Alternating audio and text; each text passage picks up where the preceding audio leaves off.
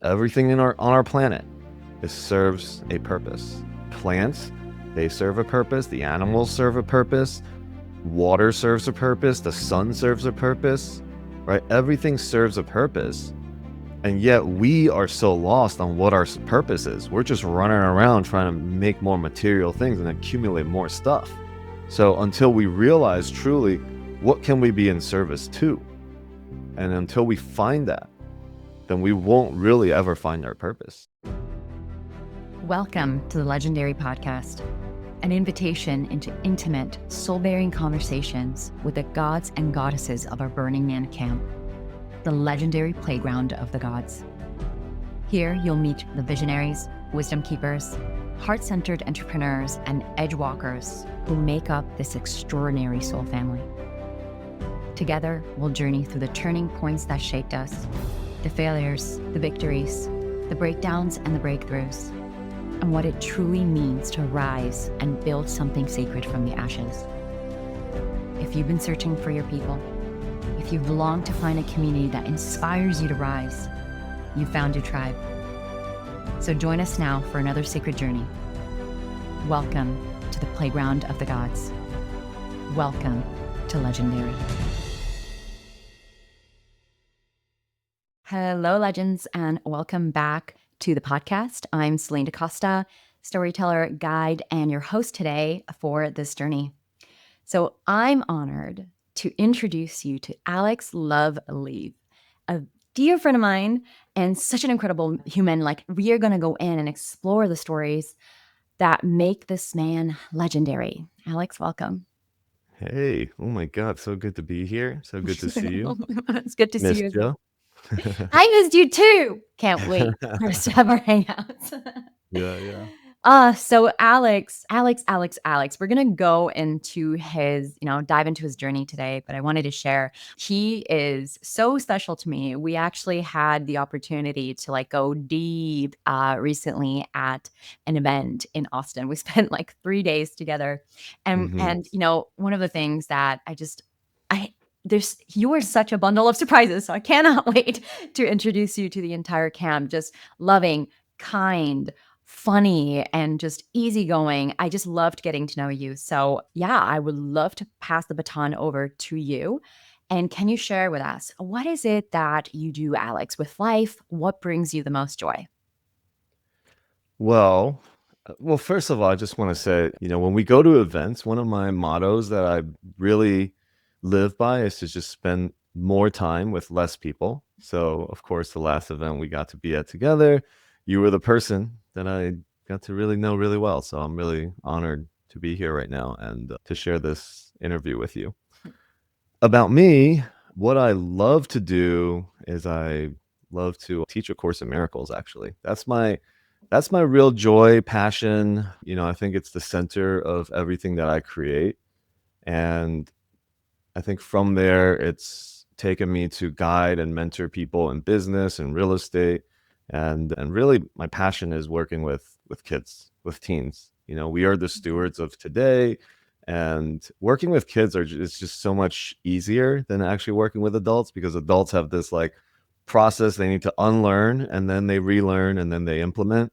So that unlearning period is actually, it's challenging. Mm. But for work, I'm a real estate investor. I'm a speaker. I'm a mentor in commercial real estate space, teaching people how to invest in apartments, hotels, any commercial type of deals. And then I also run a $4 billion debt fund.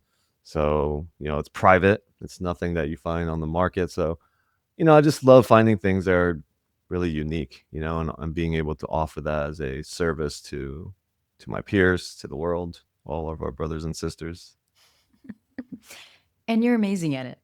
Mm, I'll share. I thanks. remember the last burn, you're running a workshop, Course of Miracles, I believe, right? The workshop you Yeah. were running. Yeah. So I remember specifically looking at it and meeting you and you saying, you have to come to my workshop. And I was like, yeah. And then, burn happens and I missed it. And I was like, oh, I'm so bummed I missed your workshop. And I shared, you're like, oh, it's fine. You can just sign up for the emails and the texts, and then I'll notify you. I run this every week, and this was Yeah. this was in August. I'm like, yeah. I sign up for the texts and emails and they just keep on coming, I guess, right? I didn't know because I literally never saw it. Mhm. And one day I was in Brazil, it was February, and I prayed. I was like, God, I need some assistance today. Like, please send me a freaking clear as day sign. And I'm in this coffee shop, my phone rings, and it's like, A Course of Miracles will be starting in 10 minutes. And I'm like, okay, Yeah. okay. And then I popped in. And you, Alex, I had no idea how incredible of a speaker you were and just a beautiful information transmission rather that comes out of your mouth. And you blew me away. And you blew me away with what you had to share. And it was exactly the message I needed to hear that day. I still have a journal full of my notes from what you had shared. And then, the rest is history. And then we got on a call. We Yeah. became friends. And lots of other things happened. That's pretty awesome. But as you were sharing that, I got, like, goosebumps on my arm because, those are the moments, those are the beautiful miracle moments, and every time I do these calls and all the things I do in my life is a calling to everyone to, Mhm. there's a place, it's tribe, it's home, and I know it. I know it deep inside, and it's with me, it's how I walk with God, it's how I walk on this earth. Mm, And, everything I do is a calling out to mm, all of my brothers and sisters, not only to come home, but also to shine their light. And so I do it in a lot of different capacities in a lot of different spaces. mm, beautiful. Yeah. And Alex, why is it a calling? And was it always this way? No, so it wasn't always this way. Growing up, my mom and dad, they split up early, and I was, uplifted from I was born in Taiwan. I was uplifted from there, like, very abruptly brought to the United States. Very angry kid. I got into a lot of fights. I couldn't speak English, so, a lot of frustration, pent up. And as I got older, I started to get into sports. I was good at basketball, I was good at football, and, kind of had this jock mentality too, even though I was learning teamwork, but so much of it was me trying to prove myself all the time. And there was a time, and it's it's a really great story, and it's about how I learned to heal myself and to heal my pains and my traumas and what my actual calling was. And this was when I dropped out of college. My dad had just passed away, and the first love of my life separated with me. So it was really, really hard, and I was suffering. And I decided to drop out of college. I bought an RV. I moved into the woods, into the jungle. I was going to travel the country, but I never really made it that far.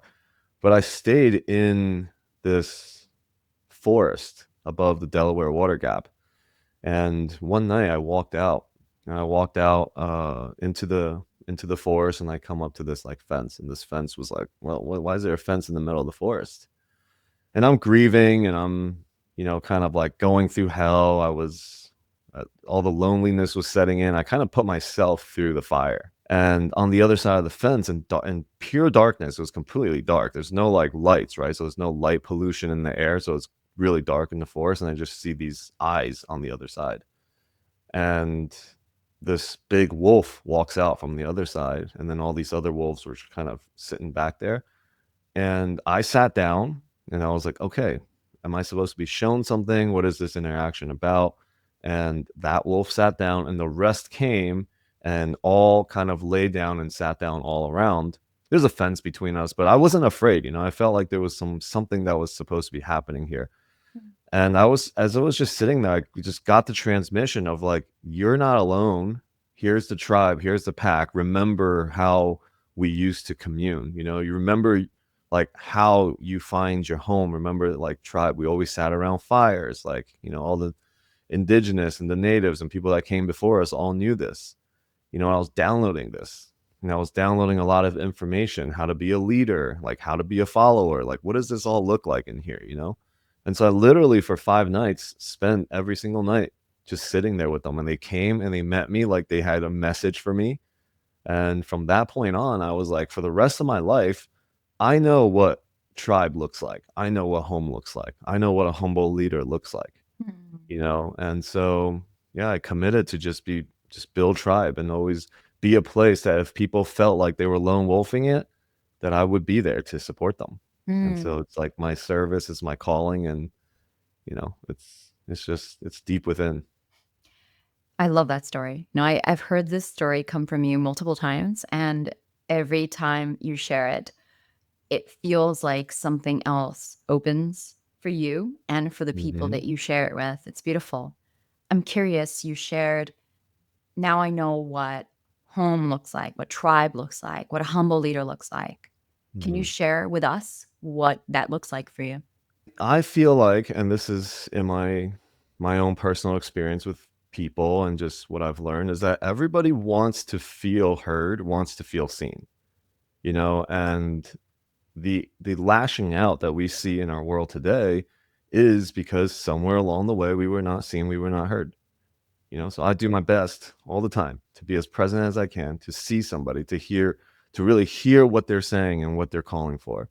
Hmm. And with the teachings of A Course in Miracles always teaching me this non-judgment, non-duality, right? So I meet them not with my own projections of stuff, but I meet them with like, okay, this is either love or a call for love. And as I'm listening, I actually pray at the same time for God to show me, what I'm supposed to hear here. Because sometimes the Course teaches us to look beyond the words, beyond the actions, to the spark that is within each person, to the light. And that's how you remember your own light. So we share that together. And, that's every time I'm with somebody, especially if judgment comes up against somebody that triggers me, that's when I pay even more attention. It's almost like I'm just doing work for myself, but knowing that we heal and we learn and we grow together and really understanding like what community looks like, you know, and how Mm. to be in tribe with each other.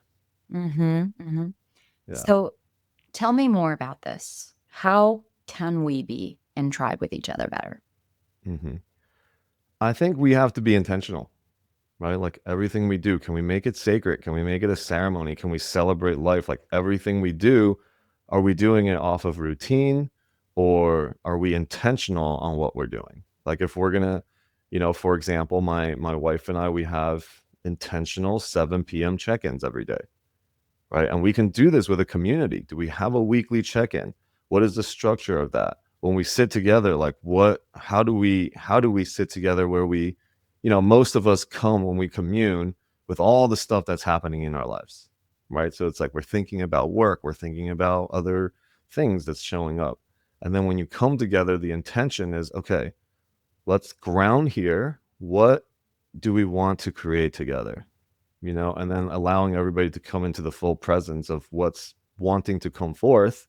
Mhm. So that's one way. I think ceremonies in that way, fire ceremonies, plant medicine ceremonies, whatever, meditations, breath works, these are all different ways of bringing people together. Static dances, Mm. kirtans, I see this happening all around.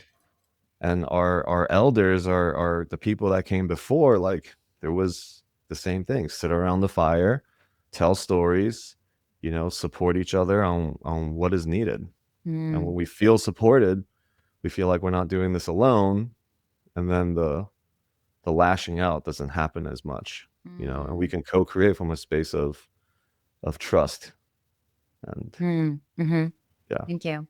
So, what I'm hearing is when we are creating conscious community, it's so important to have these check ins, these places and spaces put in place Hmm. where people can come together and devote themselves to something bigger, whether it's their personal work, listening around the fire to a story, Hmm. being in movement together. But really, like the deeper meaning, it sounds to me is really about how do we bring all of us together in a shared common activity that is larger than the individual. It's something that is more like a consecration Hmm. to the whole, Yeah. and to do so with a lot of intention so that all of the members within can participate and can actually have their own role within that, which is funny. Even as I speak this out loud, I'm like, yep, that's our camp, right? That's our I love it. camp, I love it. exactly. I love it. Yeah. Wonderful. I love hearing your vision on tribe and leadership and home and the importance of supporting people to belong. And, I've not just from this interview, but from our own separate conversations, I've heard you really speak into this principle of if someone's acting out, if someone's agitated, if someone is, having a tantrum or whatever that looks like for them, it's likely because there's an absence of love that needs to be repaired. Mm, Now, all of that are codes that you carry today. mhm, And what I also heard from your share is when you were younger, you came into a new country. By the way, I did not know that. I just learned now that you and I have this in common. I immigrated to the US when I was 10. Didn't yeah, speak English either, so I really see myself in your story. And you came and there was a sense of you were angry and you didn't feel like you didn't belong. mhm, What I find is oftentimes our biggest gifts and our biggest passions, there's an underbelly of our core wounds that needed to get transmuted into those gifts and mhm, passions. And so I'm curious about if we were to trace back to the younger you, the one who was angry, who had just immigrated and was learning a new language and was not really feeling like he belonged. mhm. What were the forces that were shaping you most deeply that led you to become the man you are today? So, let's see, the forces. I think first one of my, I call him my big brother. He's the first one that introduced me to A Course in Miracles, actually. Mm, Because growing up, I was always seeking something. I'm like, there's gotta be something different than the way that we've been doing. I felt like something was missing. I was reading Ram Dass. I was reading a lot of other things that were out there to try to understand. I was practicing and studying Buddhism. I come from a family that is actually half Catholic, half Buddhist, and I found salvation. I found solace in the Buddhist teachings, and I was very much, like, the Catholic side, like, stay away from me, because they were all like, it was always guilt and it was shame and probably have some PTSD around that. But A Course in Miracles really brought that all together for me because the Course talks about Jesus and the Holy Spirit and God. And it took me a long time to overcome that, but I did. So I would say single handedly the most influential person would have to go to my big brother, Chris DeSanti, who also teaches A Course in Miracles. And that coming into my life, really, I would say that's the biggest single factor of what changed me and also how I am guided today. And you mentioned earlier, like, all of our lashing out and all that is there's love that needs to be there. Yes. And all of our disturbances to our mind, and anytime we lose our peace, anytime that we're triggered, it is a it's our desire to want things or people to be the way that we want the outcome to be, right? And so the solution to that is it's all connected to our connection to God. Right, and my prayer is always, "Show me a different way to look at this. Show me a different way to look at this. I'm not having peace right now, that means I must be valuing something else. So God, show me what your will is."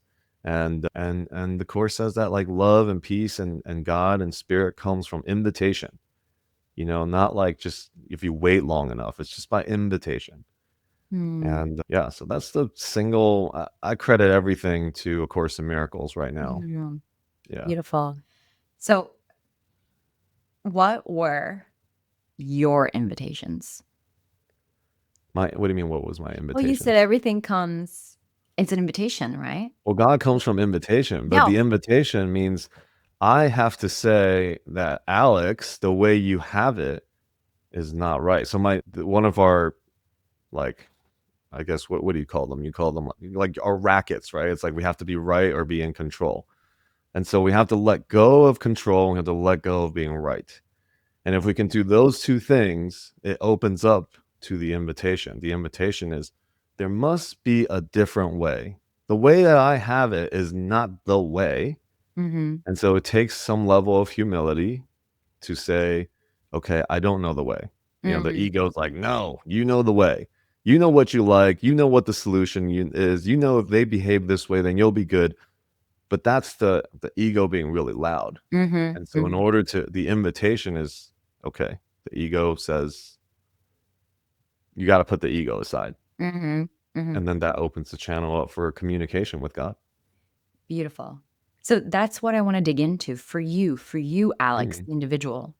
Okay. What was that first invitation that was like, hey, there's another way? What did that look like for you?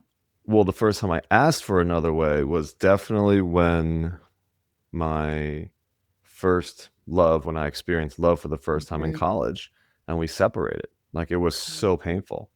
You know, it was like nothing else mattered in the world besides the fact that I'm in so much pain. Mm. Why do you feel it was so painful for you? Because it was this attachment. You know, I Mhm. mean, when we first, it's a heartbreak. It's our first time learning. It's my first time learning, like what heartbreak felt like. You Mm. know, and shortly after that, my dad passed away, and I was like, oh my god, like what am I supposed to learn here? What is the purpose? You know, like the asking, the inquiry, truly inquiring, not from like I just want to be more spiritual and I say it, but it's really like on your knees, like what the heck is the purpose of this whole thing? And from there, that's the invitation. That's a calling. That's why so many people find God and find their, you know, their higher self, whatever you want to call it, in their darkest hours.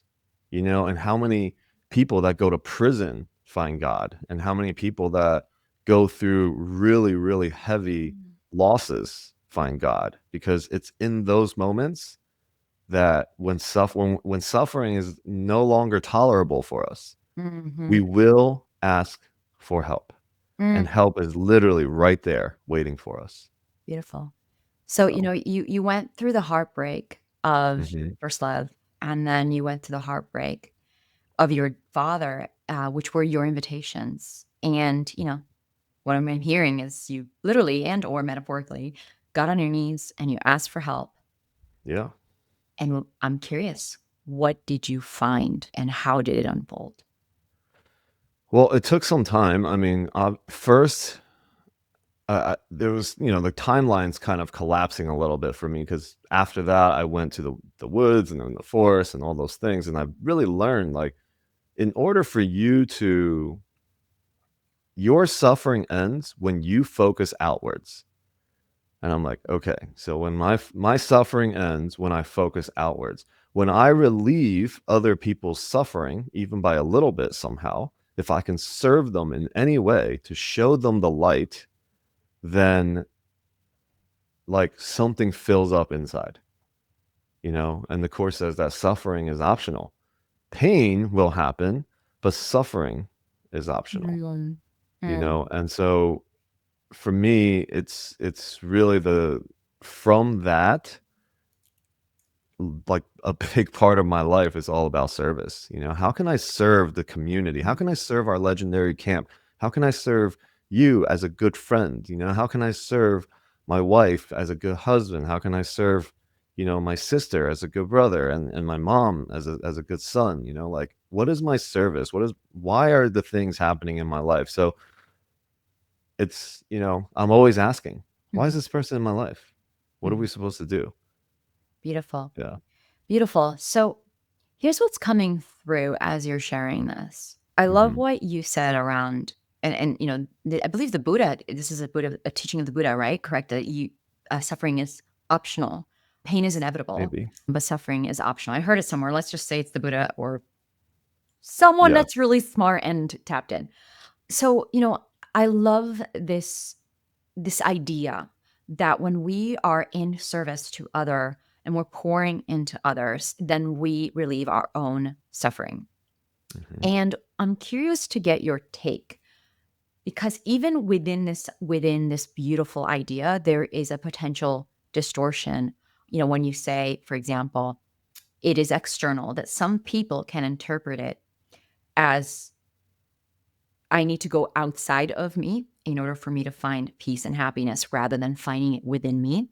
Mhm. And there's also that potential distortion that can happen when people start to take this idea of I need to serve, I need to serve, and I need to serve, and perhaps let that overshadow or collapse their own boundaries around, a lot of people just going into over giving, Mm, people pleasing, and forgetting to take care of themselves in the act of serving others.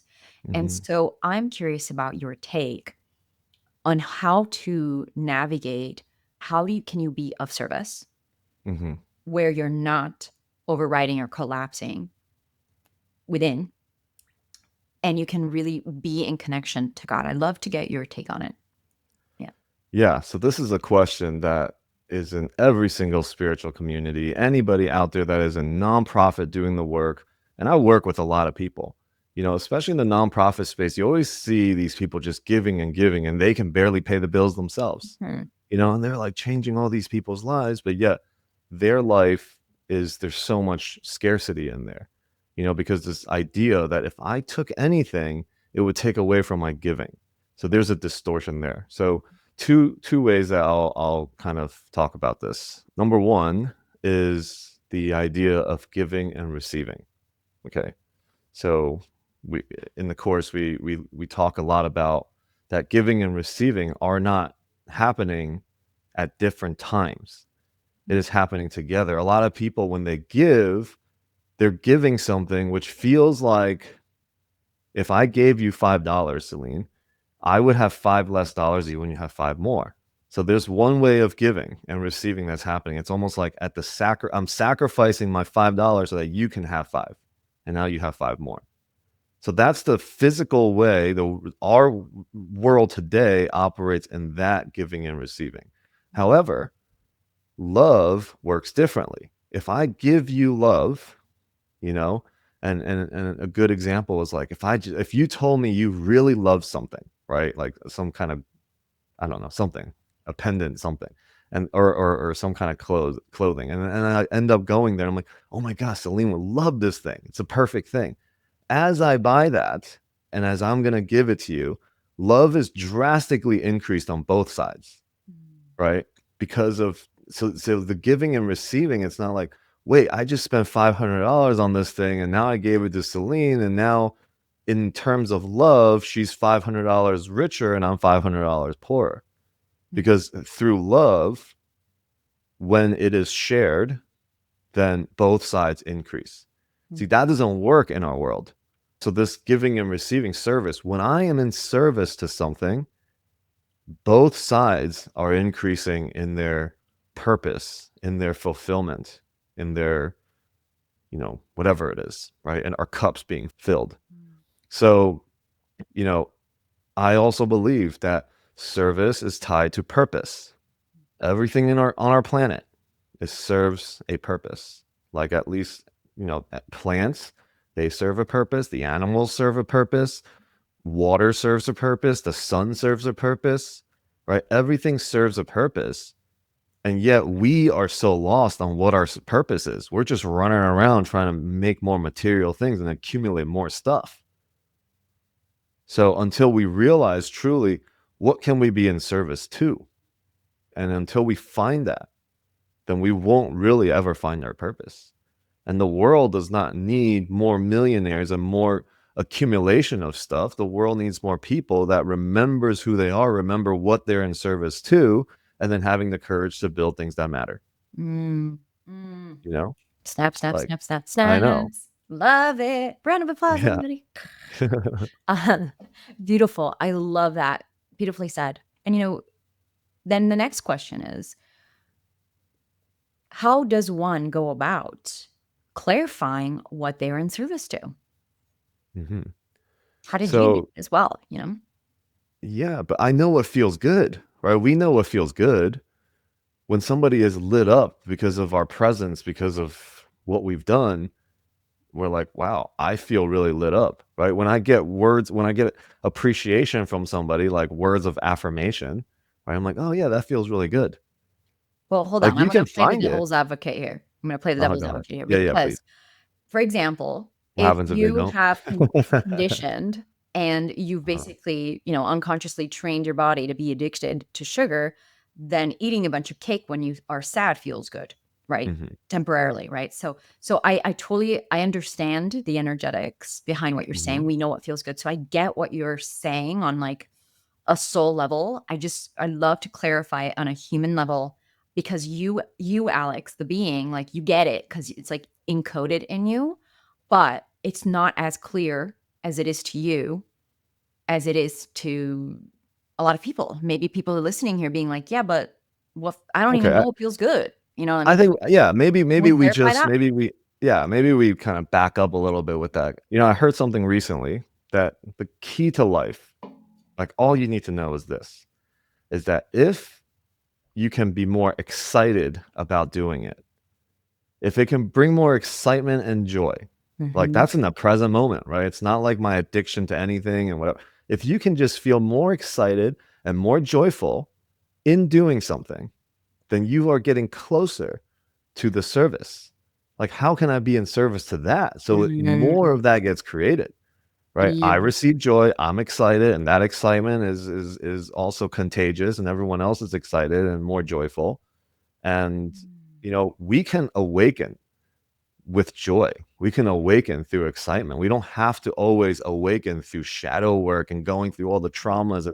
Let me understand all that stuff, because that could be a whole thing. Like people can literally just constantly be looking for what's wrong, looking for solutions. And all that does is it magnifies what you're lacking, right? Versus if we focus on the excitement, the joy, the love, and then we focus on that and then just let that grow, and then the whole lack thing just starts to shrink smaller and smaller until it completely disappears, because all you're focused on is what's going to be more exciting and more joyful for me. mm. I think that's a So better way to put it. basically, my key takeaway from that is you and I need to hang out more often. I won't disagree with Yeah, that. I actually would really advocate for that. just joy.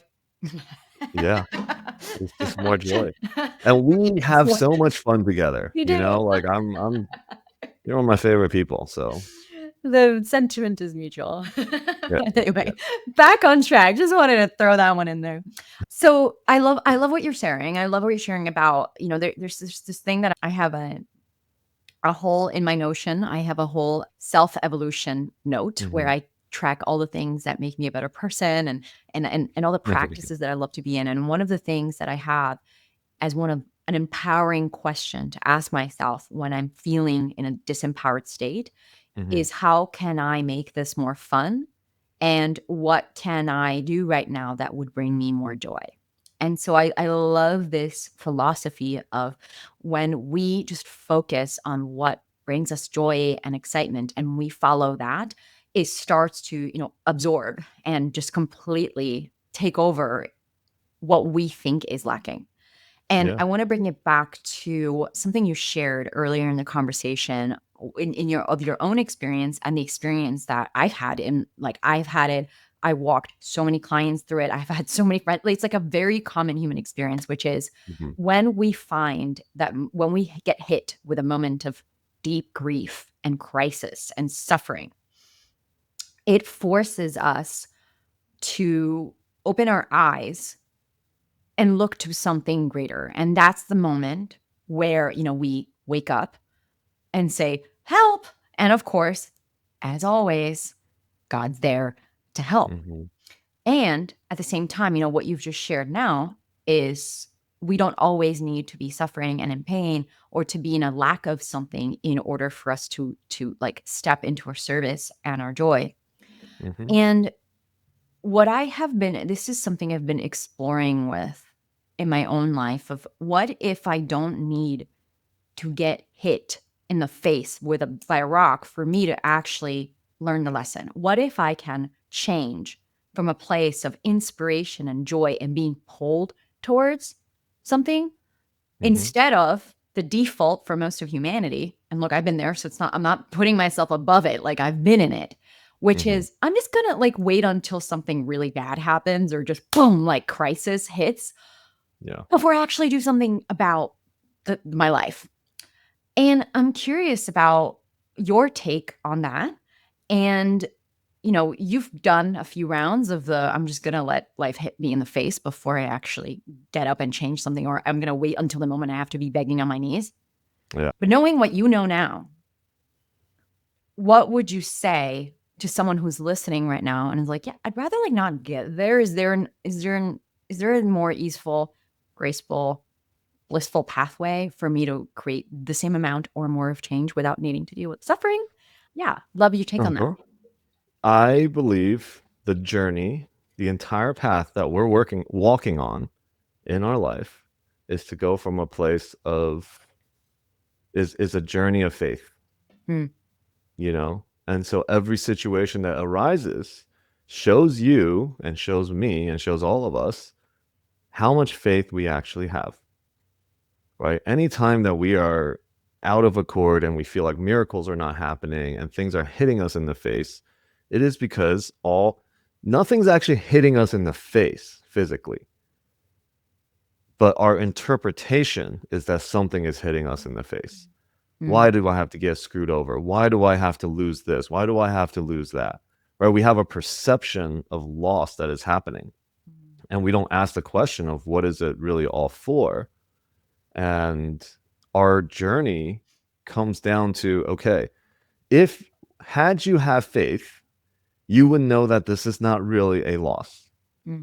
right? If you just had faith, you wouldn't think that because the situation's not over, right? Whatever is happening, it's not complete yet, right? You might think you lost something. Maybe you lost a job, you lost a partner, you lost your dog, whatever it is. It's not over. The lesson's not over. And the course actually says each time you have an opportunity to choose God or the ego or the body or the ego, right? Or the body. But you can choose God or you can choose the body. So you're choosing heaven or earth. And our journey walking in this time is to deepen our faith in heaven and in the Father. All right. And so if you don't choose correctly this time, nothing wrong with it. God's like, no problem. Spirit's like, no problem. But each time the stakes get higher and higher. So I'll use my example for first. My example is I feel like, I would kind of uncover that I've always needed to prove myself from the time I was little, right? I had to fight people. I had to prove myself. I had to prove people wrong.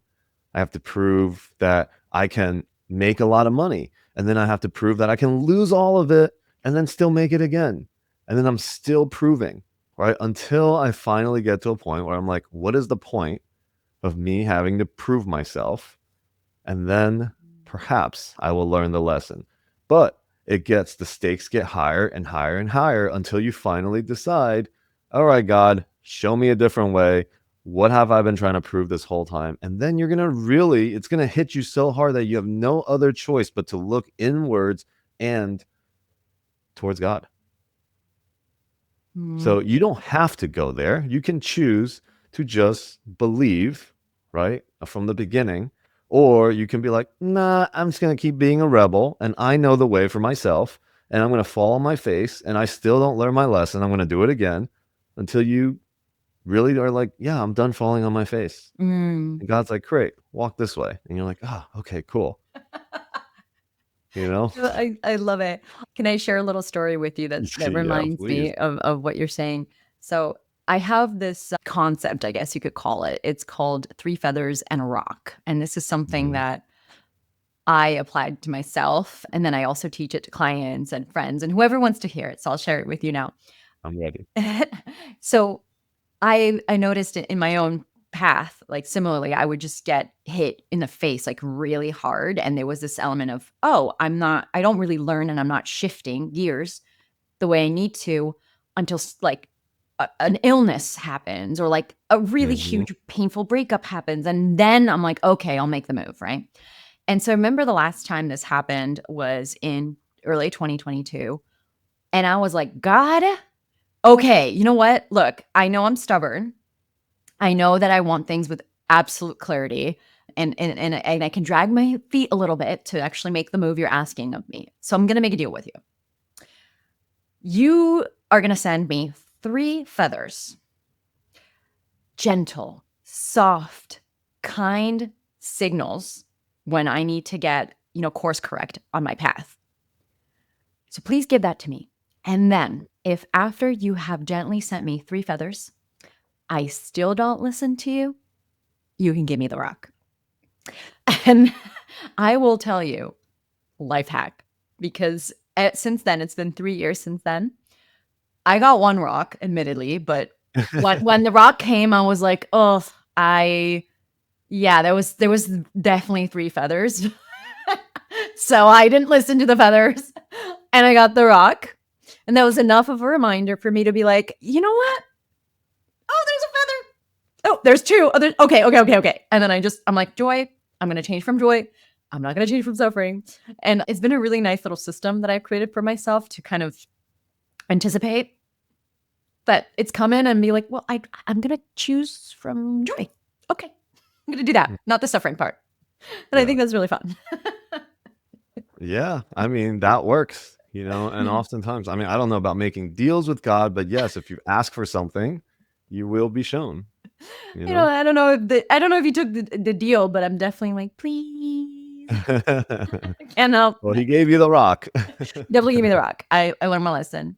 Yeah, Beautiful, yeah. beautiful. I love this. And to really just zoom out, you've been sharing so many little micro stories, and what I'm curious about is if you could name the core lesson or gift that life has been trying to give you all along, what would it be? Hmm. It's literally on faith. Like, do you have faith? Right? So many things that are unpredictable and we're uncertain of outcomes.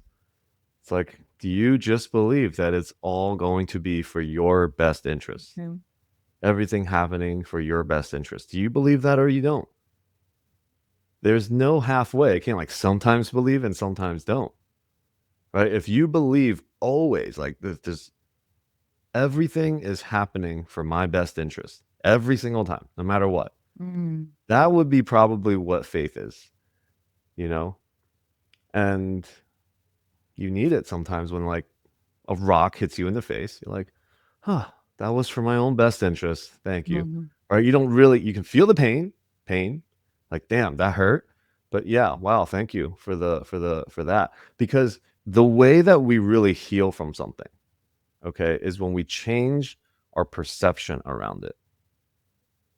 Like the healing comes from changing our perception around that thing. mhm, And that's it. And it's like, okay, well, if I can change my perception around that, then it didn't really exist. That pain didn't really exist. So that's now in the past. And I don't have to keep going back to it. When we really remember that the pain itself can be changed. It's not a truth. So mm. I love yeah, it. The pain itself can be changed. It's yeah, not a truth. Tell me more. yeah, Let's yeah. double click Pain on is that. So I love the story of, Marianne Williamson shares this. She shared that growing up her whole life, she saw her parents fighting all the time. It was just them fighting and she would take the side of her mom and this and that and kind of have this painful idea about her relationship with her dad and also a painful idea around what a marriage looks like. Mm, And she blamed her inability to be in an intimate relationship on that until one day her father passed away and she found these love notes of her dad courting her mom. And then the entire story changed. wow. And as that story changes, the identity that you've built on that story automatically dissolves with it. Mm, Because like, what am I blaming now? Right? I can't blame that. And the moment that perception shift happens, your reality changes. And then you are open enough for that intimate relationship. So mm, that's a really powerful, story. And we all have those if we look back in our lives where the places where we thought we were in the lowest points of our lives were the greatest. Like, man, thank God that happened. mm, Thank God that my girlfriend at the time broke up with me and my dad died at that exact same time so that I would step up and go and find the wolf pack. mm, mhm. This might seem like a non sequitur, but it's connected to what you're sharing. Have Mhm. you ever watched the play or seen the movie Wicked? Yes.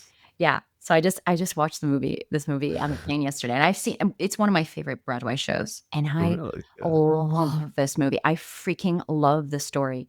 And I equally love did you ever watch the one Maleficent, the one where With Angelina with Jolie, yes. Angelina Jolie that has of the dark fairy that Hmm. this basically what I love, it touches me so deeply are these stories that tell the story of the quote unquote bad guy, the person that Hmm. is the wicked witch, the bad one, the mean one, and like actually helps you see the perspective of that person, and specifically with Wicked, the Wicked Witch of the West, how she was so demonized, in Wizard of Oz. But then when you actually double click on her story, it's a story of a woman who grew up being misunderstood and shamed and rejected and pushed away, and actually really Hmm. deeply cares about animals and like you see the world, you see the story through her perspective, and you're like, "Oh my god, this person is not a bad person at all. They're actually somebody who's deeply, deeply misunderstood by the collective."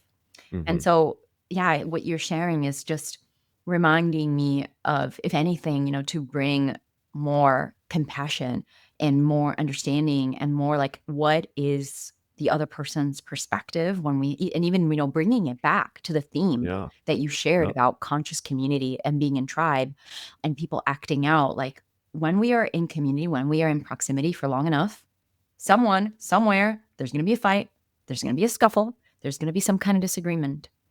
And if we make out, the rebel, the outcast to be the wicked one, right, without actually understanding what's coming up for them, then are we really seeing the story at all for all Mhm. that it is? So yeah, I would love your, I know you've been the leader of many communities, would love your perspective on that. And how do you, when people are acting out, when there is, the quote unquote, the metaphorical, forgot her name, Alpha, the Wicked Witch, whatever her Mhm. name Mhm. is. How do you bring them back in and reharmonize the field so we can evolve and grow together as tribe? Yeah. So first, again, it comes down to everything and every action is either love or a call for love. So just deepen your contemplation about that for everyone. Okay, and I will go as far as so I'm very close with Paul Hutchinson, executive producer of Sound of Freedom. Mhm. We talk about our different philosophies and how do we, heal the world, all of that. And we both come to the conclusion that there's a even though he was rescuing these kids from child human trafficking down in South America for 10 years, and there were moments that he's like, these people need to go to hell. They need to be destroyed and removed from the earth, right? And at some point, he had a realization that every single one of these child traffickers were once trafficked themselves. Oh, And oh, so think about that. Like, can you go, like, the invitation here is, and I use this example all the time because this is like as far as our minds can probably go into judgment right now, is when you're trafficking kids, right? We're like, yes, most people like they need to die, right? Killing them would be a service to the world versus, the just like in all the stories, the more you shame and the more you guilt, the more you attack it, the more that grows. And this is something that Paul and I talked about too. I'm like, you went down 10 years ago to rescue children. There was like 8 million people being trafficked at the time. 10 years later, you come out. You've rescued hundreds, maybe thousands of kids. Now the number is upwards of 20 plus million people in the world being trafficked. So us going to fight it probably is not the way to heal this world, mm, right? So now he's committed to the healing centers and the things that he's doing and working with plant medicines and bringing influencers and government officials to go and sit and do that, right? Again, it comes down to, can we see everybody before they act on that, mm, right? Can we create a safe enough space for that?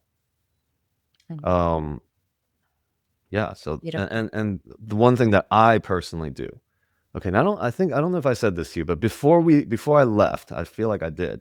But usually when I spend a lot of time with somebody and I really see the soul of who you are and that you've imprinted on my heart, I would say something along the lines of like, no matter what you do moving forward, There will be nothing that you can possibly do that will change my mind about you.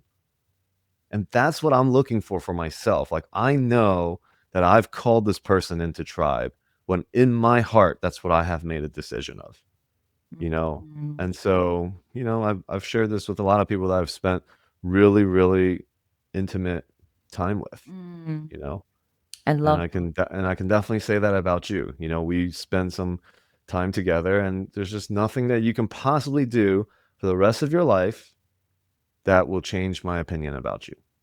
So that connection, that compassion, that love will be there forever, and I know it cannot be altered. Mm. It's an unwavering, like, stance on that. Beautiful. Thank you Yeah. for sharing. And Yeah, yeah. what an incredible philosophy to have, number one. But number two, to share, especially given that, in this podcast, it is all about our legendary tribe. And I feel like Yeah. anyone that's listening can, take inspiration if you're feeling maybe frustrated with a campmate or there's something that needs to be resolved or looked at. Taking on Alex's perspective might be really supportive to bring things back in harmony. So, so we'll definitely need to like clip this out and put it in the database for legendary camp. Whenever Oh, there's like an, man. Yeah, whenever there's like something that needs to be resolved, it's like, here, watch this clip.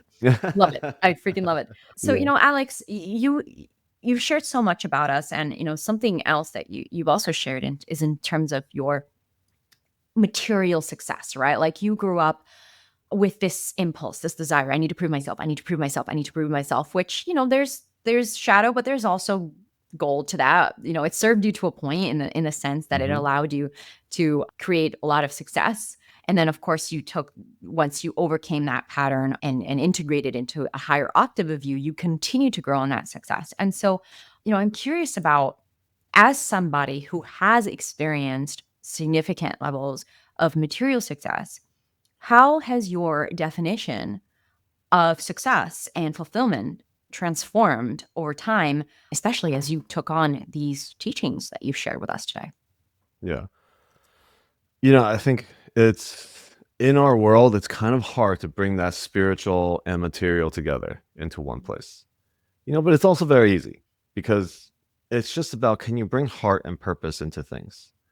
Wealth is not the accumulation of money, cars, houses, whatever else. Right? It's not the accumulation of that.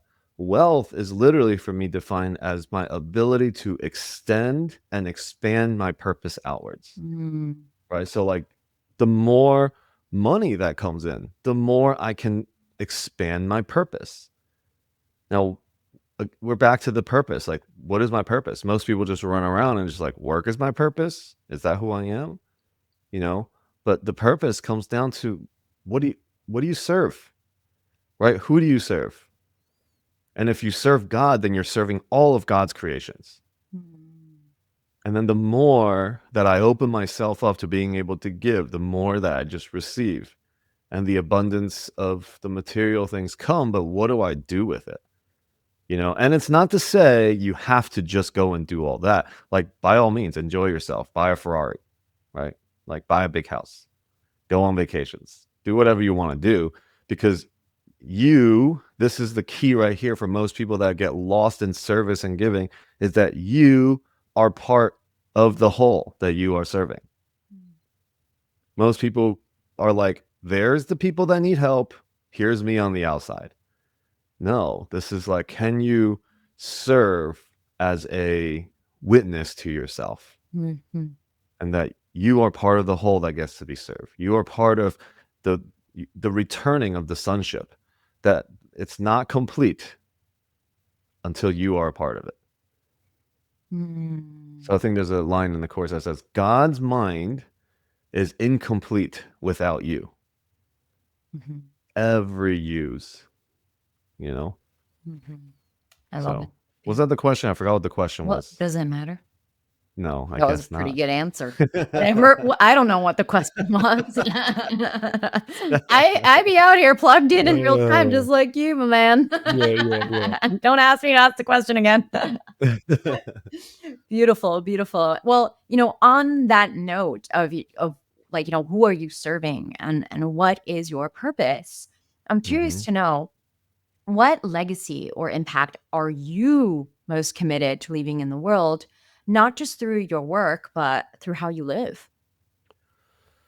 So I've I've come to a conclusion that everything that I do out there in the world is to help me be the capacity that I can be to serve my wife, right? To be in service to whatever that looks like, and to hold a container for a wild woman, right? And the other deep passion that I've mentioned earlier is like with the kids, and in doing so, what we've done is we've created an entrepreneurial teen mastermind program. Mm. So the way that I bring these kids in is we donate money to nonprofits. 30% of that money they can use for their operations. 70% goes to their kids that wants to be a part of our program. It funds them on their when they hit certain milestones, they get funded because they'll get marketing money. Okay, marketing money. Okay, distribution money. Okay, like building their business, they get funded along the way. So by the time that they're graduating, to find a real investor, that they are properly funded and their mindset is there to be able to do that. Now, mindset. You mentioned earlier that our gifts, our greatest gifts, is tied to our traumas, right? Tied to the things that we had to go through. It's like that is the gift that we give to the world. And for a lot of these foster kids and, at-risk youths, that's what they need to hear and they need to really believe is that all the neglect and all the broken word and all the, broken promises, they are designed so that you now have the tools to be able to serve humanity. You see the gap and now you can bring forth a greater gift. And when they see that, and then they see that somebody's got their back and that they have a community, a tribe that's keeping them accountable and helping them remember who they are when they forget. Mm. That's another part of the community, right? Like if I forget who I am, like my community's like, yeah, we know who you are. Mm. Right. So that's another important part of it. So building that. And in that, all these nonprofits, right, they have their areas of excellences. All of a sudden we unite these nonprofits together, and if we're getting grants for something, then everybody can get grants because this program allows it. So like we have one nonprofit that basically says, hey, I can get your program accredited so they get high school credits. Awesome. And then somebody's like, oh, well, if you get the high school credits, you get that, we can also get a federally granted so you can get grants for it. Now if we have that and these other nonprofits have their kids in this organization, in this program, then they all are eligible to get the same grant. Right now, we're like really unifying all this. And my goal is like, let me create something that is very meaningful, and it's going to take a ton of courage and time because, I'll get, my wife's like, okay, well, you're going to do all that. How much time do you have for me or when we have a family, when we have kids? And it's a legitimate question. It's very valid. So I feel like I get to do this now. And so I move with urgency every single day. I have urgency and intensity too in the way that, or excitement in the way I do it, and purpose. Walk very purposefully every single day. And intentionally. And intentional. Yeah. With Because I fun. got a mission. I'm on a mission. You are on a mission. You are definitely on I'm a a mission. mission. I know that. I know I'm a that. man on a mission. Yeah. All right. So, as we begin to bring today's conversation to a close, Wow. I know, but we can keep going Yeah, later. yeah. It's fine. Okay. Not Fine. actually a close. It's just like a close in the 3D world, but we're going to keep it. Okay, fine. Time, space, dimension, all that Uh-huh. stuff. I'd love to ask you two more questions. One of them is what I ask everybody coming on this podcast, and just Oh, gut instinct, whatever comes through first. What does green. legendary mean to Oh, you? it's a family. It's a family where people can find their roles, find their friends, find the healing that they need. And it's a tribe. Yes, sir. And we've talked about tribe, and that's it. Legendary is basically what I've all been speaking into. Beautiful. I can feel that. And Is there one final message, gift, blessing you'd like to offer our listeners before we close? Find your tribe, and if you don't have one, come and hang out with us at Legendary. And And join my A Course in Miracles calls well, if you like. yes, I endorse that. I endorse that. It's freaking sweet. So definitely sign up for those text messages. They only magically appear when you're ready to read them, apparently. Yeah.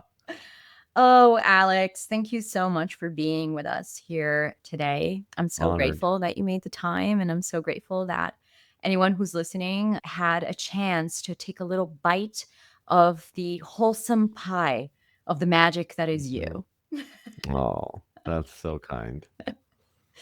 Beautiful. Well, I'm Celine, Well, your host today. And Alex, thank you so much for sharing the space. Until next time, stay legendary, and I will see you at the burn. see you at the burn.